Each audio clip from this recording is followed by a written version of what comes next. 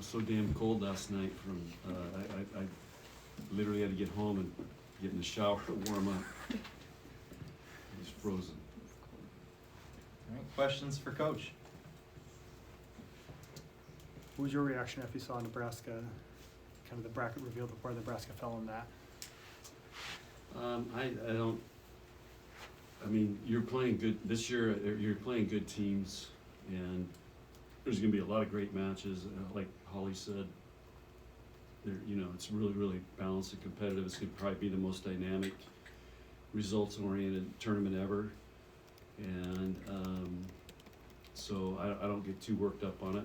You just got to find a way to get 2 wins this weekend and worry about next week. So, but you're going to play great teams, and so that's just, so I don't get too worked up.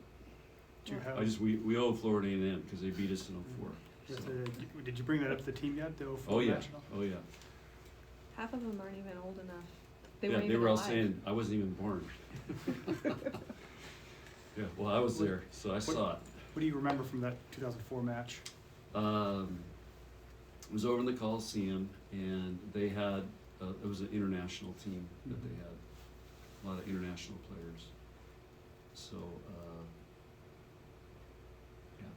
they were good.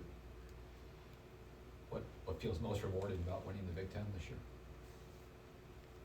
Going back to back's a big deal, but I think the biggest thing is when those 4 teams win in the Big Ten, my first reaction was, okay, we've won the Big Ten before, and you just kind of know your routine. It's how many times you play some of these other teams in the Big Ten, and you play them once, you play them twice. That's kind of how it goes, right?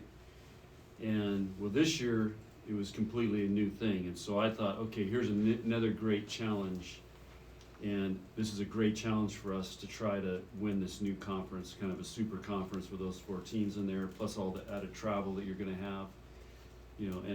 We had 3 home matches in the month of November, and so there's a lot of different challenges now, and the Big Ten was really good. We got 9 teams, so I think it was just a really good challenge. So it feels really great to win it because it's a new challenge, and it was the toughest it's ever been. And 9 of your 11 non-conference opponents made the tournament. 7 of them were seeded. How do you feel like that played out with your non-conference this year? Yeah, we had a very tough non-conference. We have the most wins against top 10 teams, and but we wanted to challenge this team, and so that's good. That's what I told them. I want them to feel confident that they've had a great season, and mentally prepare them for the tournament. It's not easy to win these Big Tens. Again, you got to do. Amy wrote a great article about it. Thanks. It's 10 weeks. You got to. A lot of things have to go right. You got to get breaks. You got to do a great job of managing these guys over 10 weeks, and figuring out, playing all these other. And here's the other thing: we broke an attendance record every place we played. I mean, they had 13,000 last night at Maryland. So we're playing in all these gyms for the first time that are selling out. So another great accomplishment by our team, and that's what, Brett, that's what makes it feel great, and like it's a major accomplishment that we got done because of all those challenges. And anyway. Thanks. Before this week, what felt like the big win in the Big Ten that gave you a chance to contend when you got to the last game? I think winning at Wisconsin was okay, because that we've lost there a lot, right? In fact, Nate pointed out we've lost 4 out of the last Black Fridays. We've lost 3 of them have been on the road, so we got to get that fixed with the Big Ten. That 3 out of the last 4 years we've been on the road Thanksgiving, and we got back at 2:30 in the morning last night. I mean, it's a tough trip after, especially the whole month of November. So, I mean, our players did a fantastic job, and the Penn State match was a great match, and we had to come back, and we were a little shaky last night, and then got it going. But it ain't easy. Can you talk about how you recover from all the traveling? Is that something you can reveal at all? Well, the biggest thing is getting sleep. And the problem is, when you play at Penn State, I mean, it's really hard to go to sleep, and we travel after the match. So then you got, we fly, then we got an hour bus drive to get to the hotel. So the key is trying to get sleep. When you're on the road, they've got to hydrate. We try to stay in a routine. But where it really hits us is like today. I'm sure a lot of them took naps today and got extra sleep, but we'll go through a recovery workout tomorrow. We're going to have kind of a mini yoga session, stuff like that. Try to give them some downtime, because we've literally been together for half this month on the road. We pretty much, these guys have all been together, so we want to give them a little space before we crank it back up. But they got to take care of themselves. They got little rehab stuff that they do, so it's managing their bodies and their minds and trying to get them rested. With John, that, you've had some selection Sundays that have been a little bit stressful, and there's always been some intrigue after the bracket's been revealed. Does this maybe feel a little bit different, that, maybe there was a better sense of where you would be and what it would all look like? Well, I haven't thought that much about it, but it felt pretty good. Every bracket's tough. You're gonna have to beat great teams, but that's what we have to do in the Big Ten. So we're used to it. So I just feel like the committee did a pretty good job. They were predicting back there, who was going where, and our guys were pretty accurate. How the seeds played out. They were like already saying so and so is going to be here, here, and here. And we knew there was a chance we could get Wisconsin in our bracket. We knew there was a chance we could get Texas in our bracket. Creighton. Those are kind of the three that were hovering in that area. So, but I thought I think it's going to be a fun tournament to watch. Do you appreciate winning conference championships more than you did earlier in your career? Heck yeah. Why? Well, we went. Remember when I was here in the 2000s in the Big 12? We went like 90 straight matches or something, and one. It was just like, okay, what else is left? You're just winning it every year. And now, coming in the Big Ten, it's a monumental achievement to get it done. It's really hard. How many teams have even won Big Ten championships, recently? And now with these 4 new teams in, you just raise the bar.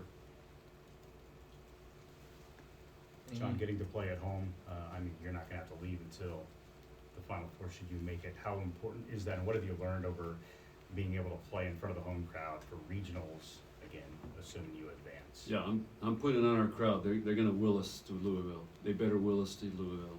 That's their assignment. And I think they're going to be pumped, because we haven't played very many matches in the last month. So they should be pumped, and I'm sure, there's just a lot of excitement in college volleyball now. 13,000 last night at Maryland. It was unreal. And there's just a lot of excitement, so tickets are going to probably be tight, and I'm probably going to have to take care of our student section, so whatever I need to do to get those guys fired up. Was that 13,000? Was there a lot of Nebraska fans? Was it loud for when you were scoring points there? What was the atmosphere? It was loud for both teams. Yeah, it seemed like it was about 50-50 to me. But just that arena is a massive arena, and they do a really nice job. I don't know if you've been there, but like the one end zone, it is straight up. Mm-hmm. It's unreal how they designed it. So there's great seats in there, but they got the boards, the sound system, all that stuff going. And what was tough was this weekend was the first time we played on wood the whole season, so that was different. But then it was back to the old days, and I told the players, in the old days, they didn't have portable baskets, so we played on game matches in gyms where there was baskets there, and of course if you went back there and hit it, they'd replay it. Mm-hmm. And but they were having trouble even moving the baskets out of the way for our practice, because when they moved and there's trash everywhere, so those things haven't been moved in who knows how long. Mm-hmm. But you're playing on a basketball court, so it was really weird. This huge gym, you got these lines, and you got 3-point lines and everything going on, and so it took us a while to get comfortable. But you know, if they could have Terraflex in there, it'd be a really cool place to play. John, what gives you confidence that this team can make a deep run here in the postseason? You know, Kevin, I just talked to him about it. You know, if you look at where we started in January, all the things that we've had to go through, the challenges with our team, a lot you guys know about, a lot you don't know about, but they have really, really worked through a lot of stuff to get to this point. I just talked to him about stats from last year compared to this year. We're significantly better in every statistical category than last year. We lost fewer games this year in the Big Ten than we did last year. So I was just trying to point out, man, we're a better team than we were last year, and we had a great shot at that last year. So I want them to believe, and I want them to realize last year was kind of this magical ride, and this year's there's been a lot of things that have challenged us, and they've worked through it. And again, I'll give those two captains that were just in here a lot of the credit, because they have managed and got this team through it, and we've added some new players. We had players leave. So they built a very strong bond and have been through a lot. And so those are the kind of things that give you the intangibles to help win these great matches we're going to have to play. Final questions? After all the times you played in that really, really small gym at Maryland, what was it like to walk in and see 13,000? I kind of miss that little gym. It was a little cracker box. The difference was, you know, at least they have kind of somewhat of a volleyball court in there. It's just, but their arena is a really nice arena. So, but I like the small gyms. It goes back to the old days. I mean, we used to just go over and practice in Maple Leaf sometimes just to go over there because it's so loud and echoed in there, and I don't know, it's just the old school stuff. Did the Maryland coaches say anything to you about helping to contribute to that?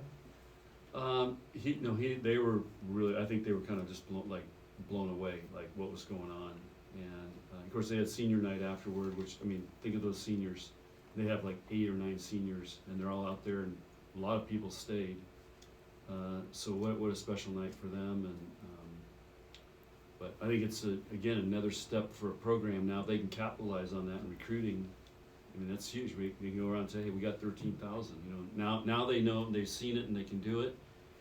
And you know, maybe it'll help them build a new facility or something. That's what I'm hoping happens. Because they really should have their own volleyball facility there. Because that gym they play in is really an add-on gym. It's not really a. I mean, have you been in there? It's metal bleachers and yeah. All right. Thanks, everyone. Okay. Thank you.